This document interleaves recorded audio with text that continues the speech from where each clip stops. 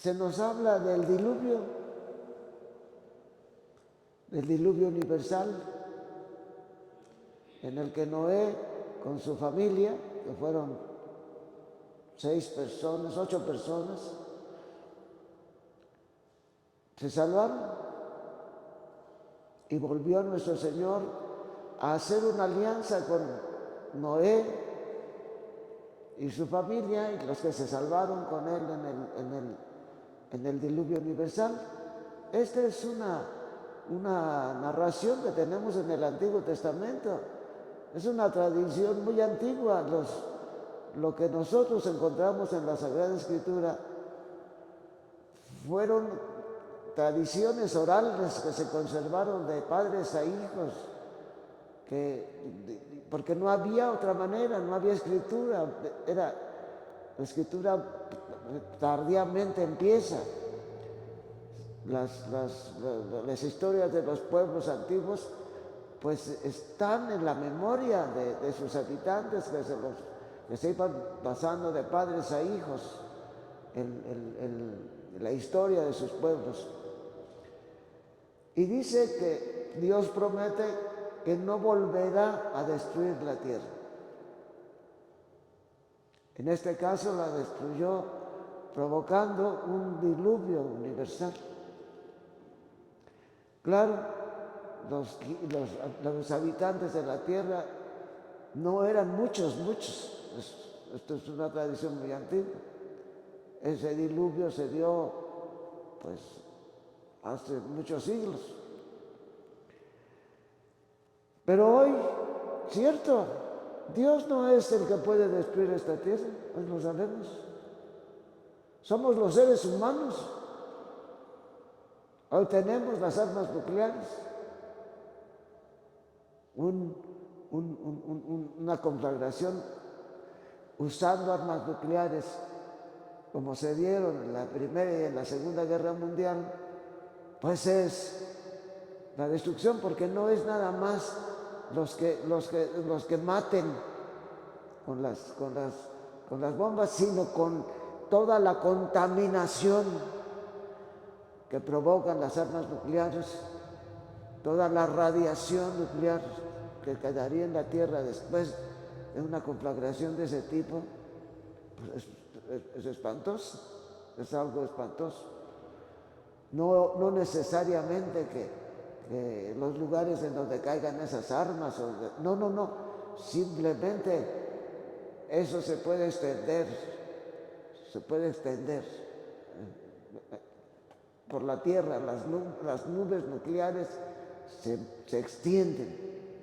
Bien, pero esto es algo que nosotros debemos guardar muy bien en nuestra memoria, que necesitamos mantener la justicia, que necesitamos mantener el progreso de los pueblos, que debemos ser responsables, que la vida política verdaderamente funcione como debe funcionar, que es garantizarle a los pueblos todos sus derechos, que es garantizarle a todos los pueblos la justicia. Mientras tengamos justicia en la tierra y mientras tengamos el respeto de la dignidad humana, pues las guerras, que desgraciadamente nosotros tenemos conflictos, no solamente internacionales, como son los dos conflictos que hay en este momento en Europa, sino todas las luchas intestinas, las luchas que hay por cuestiones políticas en distintos países de la tierra. El Papa Francisco describe esto como una guerra mundial por sectores, por partes, dice. Tenemos una guerra mundial, aunque sea por partes, pero es una guerra mundial. Entonces, hermanas y hermanos, pues esto es lo que nosotros podemos reflexionar con la primera lectura. Y después, pues viene la segunda lectura, que ya es la descripción muy resumida, porque el Evangelio de Marcos es el Evangelio más corto, son 16 capítulos, comparado con los 28 capítulos que tiene el Evangelio de Mateo, pues es un Evangelio muy corto. Los otros Evangelios pues están también, San Juan simplemente tiene 21 capítulos y San Lucas pues tiene 24. Entonces, nosotros tenemos que entender por qué se nos da esta narración tan reducida de las otras narraciones de las tentaciones que nos narran los evangelios de Lucas y Mateo. Marcos nos da solamente una narración, no nos dice en qué consistieron las tentaciones de Jesús, pero nos da a entender, lo dice él, dice: el Espíritu impulsó a Jesús a retirarse al desierto, donde permaneció 40 días y fue tentado por Satanás.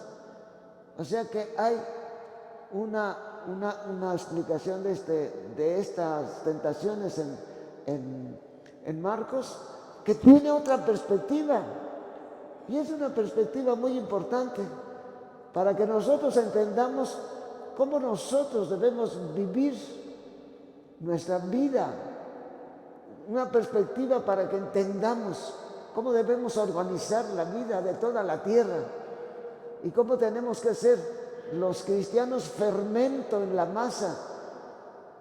En sus parábolas Jesús nos enseña que por muy pequeños que sea el grupo cristiano que inicia el conocimiento del Evangelio y la práctica del Evangelio, estamos obligados a extenderlo. O sea, tenemos que entender la misión, la dimensión misionera de la iglesia.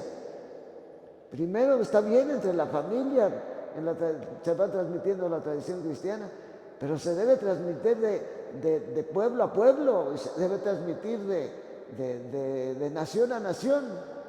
¿Cómo conocimos nosotros el Evangelio?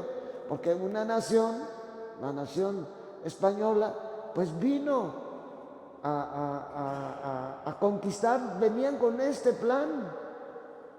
Y es muy curioso que Bartolomé de las Casas, cuando narra la explotación de los hermanos de estas tierras, nuestros hermanos de los pueblos originarios de estas tierras, llama a los conquistadores, lo describe como cristianos.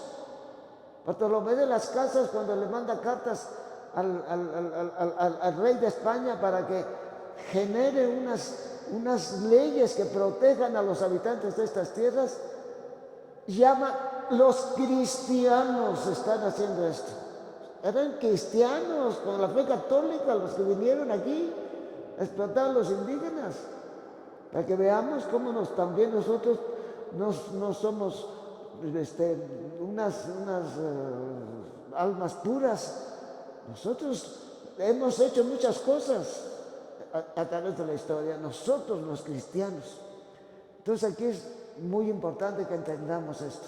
Bien, ¿cuál es la perspectiva nueva que esta narración tan resumida que nos da de las tentaciones en el desierto Marcos? Pues es muy interesante, porque si bien Marcos no nos dice de qué trataron, nos dejan ver y también el Evangelio de Lucas, aunque da al final, los otros dos evangelios al final hablan de las tres tentaciones que tuvo Jesús, pero también el Evangelio de San Lucas dice una frase también parecida a la de Marcos, en donde dice que en esos días Jesús vivió bajo la tentación de Satanás. Lo deja ver en ese tiempo, aunque la narración termina diciendo, como igual que Mateo, que al final, ya cuando pasaron 40 días, es cuando vienen las tres tentaciones a las que nos hablan los otros dos evangelios. Pero aquí viene que nuestro Señor es tentado por Satanás, nos dice, y nos da a entender que durante todos esos días. Pero ¿qué pasa? ¿Qué es lo que pasa?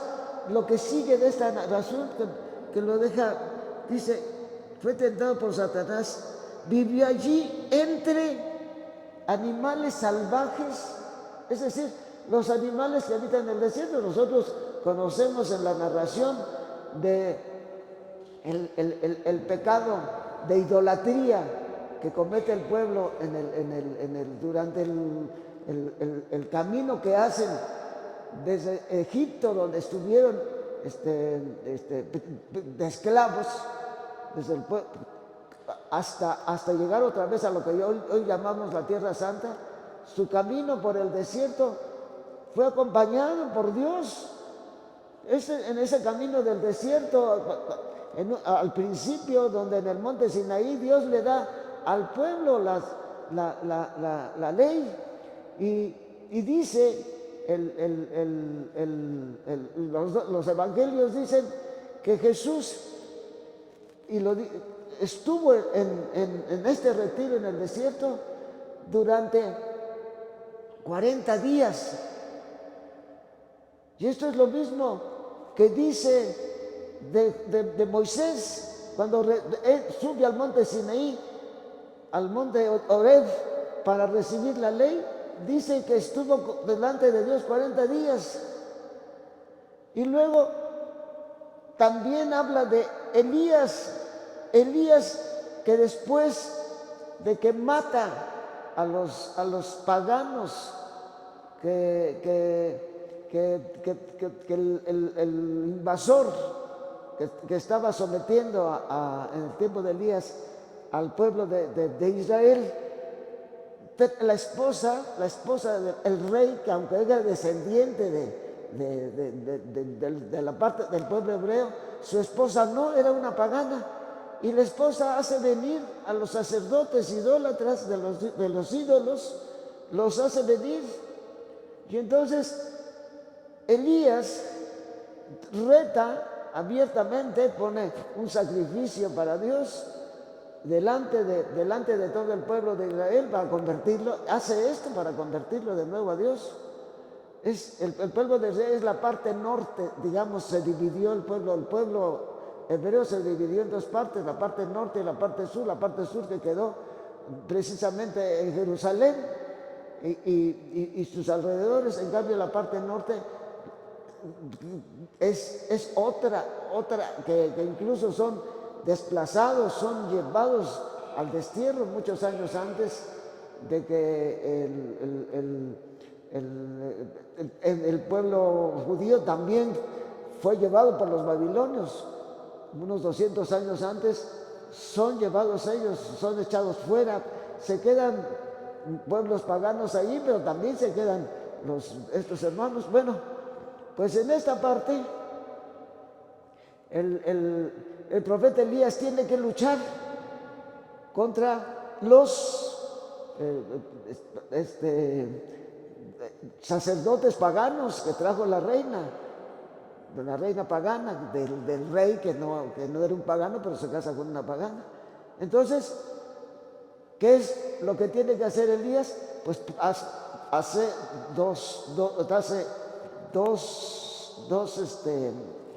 les dice: construyan ustedes a sus dioses, construyanle, pónganle leña y pónganle todo, para que invóquenlos, para que enciendan la leña que ustedes le han puesto a su animal sacrificado, y para ver si existen los dioses que ustedes están propagando aquí. Y se pasan todo el día, toda la mañana y parte de la tarde haciendo sus saumerios y hiriéndose con puñales el cuerpo, y no logra nada. Y después Elías invoca a Yahvé, el Dios que le habló a Moisés,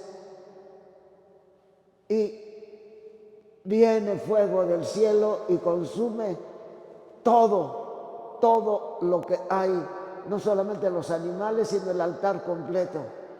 Y entonces le dice al pueblo: ¿vieron dónde está el Dios al que ustedes se están negando? Que es el Dios que nos dejó Moisés. Entonces Y ahí están todos los sacerdotes de la reina. Y Elías le dice así en un celo. Estamos hablando de muchos siglos antes de que llegara Cristo, ¿eh? Estamos hablando de un bonchecito de por lo menos 8 o 9 siglos antes de que llegara Cristo, 8 siglos. Entonces, pues baja el fuego, digo, cuando ya ve el fuego del verdadero Dios es Yahvé, entonces, ¿qué esperan para matarlos? Y los matan a todos. Estamos hablando de muchos años antes de que haya Cristo. Entonces, claro que la reina entra en cólera y le manda decir a Elías que a mí me pase lo mismo que les pasó a estos sacerdotes, si no quedas tú también reducido como ellos. ¿Qué hace Elías? Pues huir, sale corriendo y pasa precisamente 40 días caminando por el desierto porque va a encontrarse con el Dios que le habló a Moisés precisamente al monte Horeb. Camina por todo el desierto y se pone a caminar y después del primer día de camino, fatigado, cansado, le dice a Dios, ya no puedo más, ya no puedo. Y entonces Dios nuestro Señor le manda un ángel que le da de comer. Y al día siguiente empieza a caminar de nuevo, pero el ángel de nuevo le vuelve a dar de comer. Y con esa comida que los ángeles asisten con que los ángeles asisten a Elías en el desierto, pues tiene fuerza. Pues ahora el Evangelio dice que nuestro Señor Jesucristo vivía ante las fieras salvajes, pero también con la asistencia de los ángeles. Y nuestro Señor Jesucristo recibe la tentación de Satanás al final de esos días. Durante esos días, lo que nos da a entender Marcos, que Satanás lo va tentando en esos días, dura la tentación, los 40 días que está nuestro Señor Jesús en el desierto. Y cuando ya viene nuestro Señor Jesucristo, sale del desierto, ¿verdad? Después de haber vencido la tentación del mal, sale nuestro Señor, dice el Evangelio, después de que arrestaron a Juan el Bautista, nuestro Señor Jesús fue a Galilea para que predicara el Evangelio de Dios. Se ha cumplido el tiempo y el reino de Dios está cerca. Arrepiéntanse y crean en el Evangelio. Es decir, nos presenta una perspectiva nueva. Este Evangelio de las 3 tentaciones de Jesús, que no narra exactamente Marcos, pero les da una dimensión de que nuestro Señor ha vencido la tentación y nuestro Señor ahora empieza a predicar el Evangelio de la buena nueva, empieza a realizar el plan de Dios que quería que lo conociéramos. Nuestro Señor no solo al pueblo de Israel le dio un tiempo para que se preparara para conocer al verdadero Dios por quien se vive y para que venciera la tentación. Nuestro Señor Jesucristo empieza a hablar del verdadero sentido de la vida humana. Esto es el Evangelio, hermanas y hermanos. Nuestro Señor Jesucristo vence a Satanás en el desierto y vencido Satanás empieza a predicar la fe. Nuestro Señor en el Evangelio hay una parte en donde dice, yo vi a Satanás como caía desde el cielo. Dice Jesús, Satanás, antes de que lo venciera el Señor Jesús, nuestro Señor le daba entrada. ¿Quién es Satanás? Satanás es un ángel caído, es un ángel que cayó en desgracia, porque se llenó de soberbia y quería ser igual a Dios, y con un grupo de ángeles arma. Esto lo conocemos por la tradición oral, no lo tenemos escrito en libros de la Biblia, lo conocemos por las tradiciones que venían en el pueblo de Israel. pero no quedan. Este es el origen de Satanás, no está descrito. Pero nuestro Señor dice en su Evangelio, vi a Satanás caer del cielo, o sea, ser vencido. Y esto es lo que tenemos que entender el día de hoy. Estamos empezando a vivir la Cuaresma. Tenemos que entender que ese mal que nos causa tanto daño, eso que llamamos corrupción, la corrupción política, eso que llamamos la codicia de los ricos de la tierra, que amasan fortunas. En estos días es famosa la conferencia, se ha discutido la conferencia que dio el mayor millonario de México y de América Latina. Dio una conferencia. En esa conferencia pues él trata de justificar su riqueza y él trata de decir cómo él se hizo rico, que por su trabajo se hizo rico porque tenía el favor de todo el sistema capitalista, que lo que sabe hacer desde la política es darles los favoritismos con los ricos para que ellos crezcan, para que ellos amasen riquezas a costa del hambre y a costa de los salarios miserables. Y ¿quién decide las tarifas de los salarios? ¿Quién decide? Y luego los impuestos. ¿Cuántas veces ha proclamado el actual presidente, que ya está por terminar su mandato este año? ¿Cuántas veces no ha dicho que él empezó a cobrarles los impuestos a los superricos que no les cobraban los otros sistemas políticos? Lo dice muchas veces, y esto lo sabemos desde entonces. Aquí está por qué hay una acumulación de riqueza, porque el sistema político lo ha permitido, porque el sistema político favorece a los adinerados para que no paguen los impuestos que tienen que, y esos impuestos son los que permiten al pueblo progresar. Por eso hay las desigualdades, y esto no es nada más México, es a nivel mundial que existen este tipo de abusos. Entonces, hermanas, hermanos, hoy nosotros estamos aprendiendo cómo el resumen que hace el texto evangélico que hemos escuchado de las tentaciones, cómo inmediatamente Marcos dice, en el arresto de Juan Bautista, es decir, Juan Bautista era fue el que preparó el Mesías. Juan Bautista sabe, en su propia casa supo que llegaba Jesús, el enviado de Dios. ¿Por qué?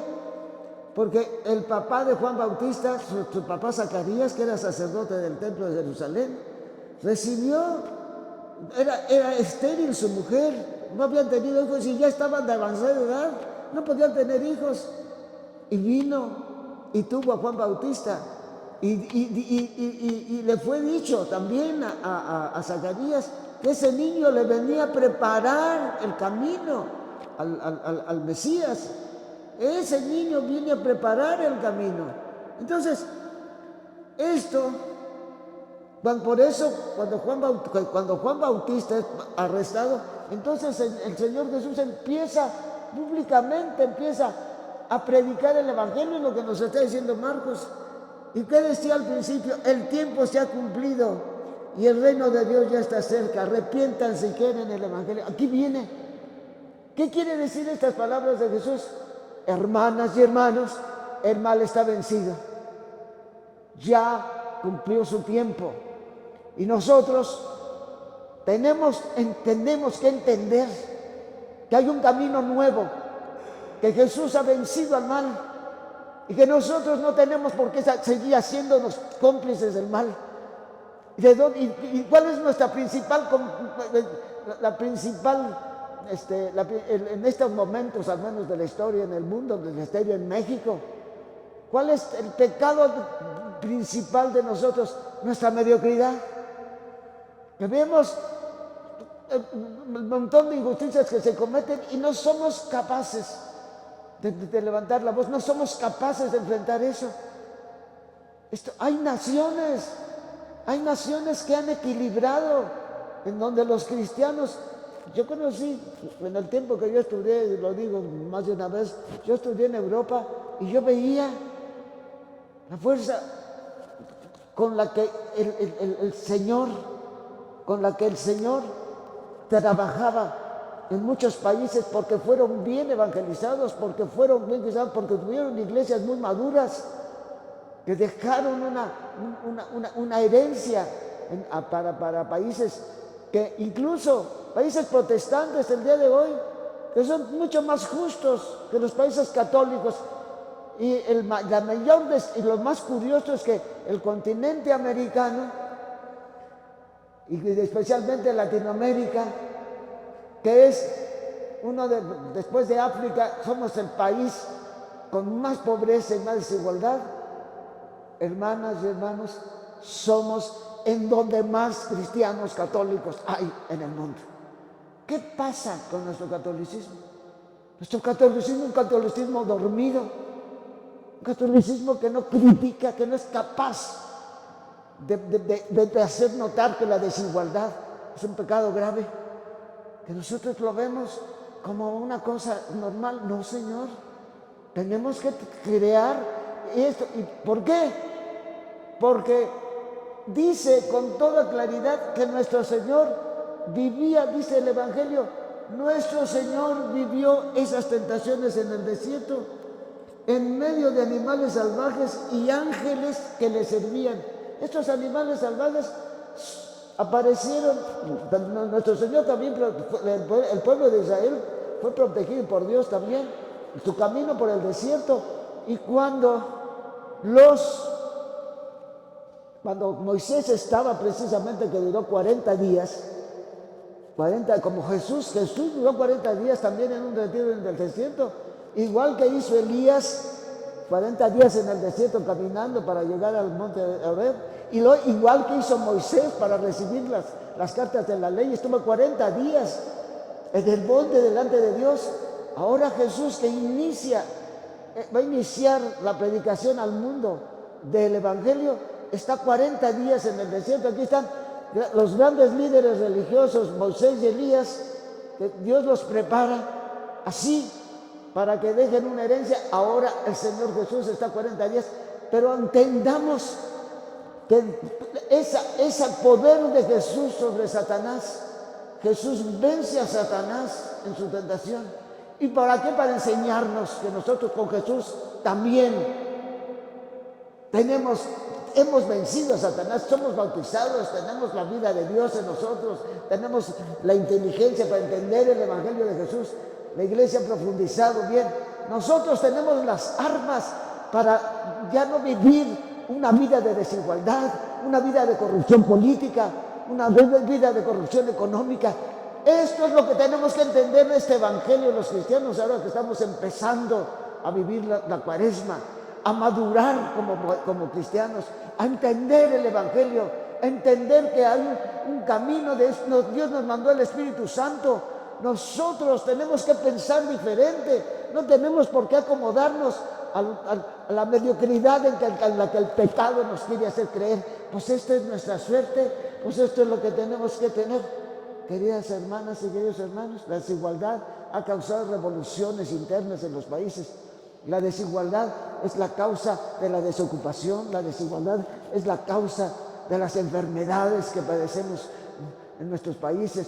La desigualdad es la causa de la migración, con todas las características de inhumanidad que tiene. Hermanas y hermanos, esto es lo que debemos entender esta Cuaresma, que el mal está vencido por Dios.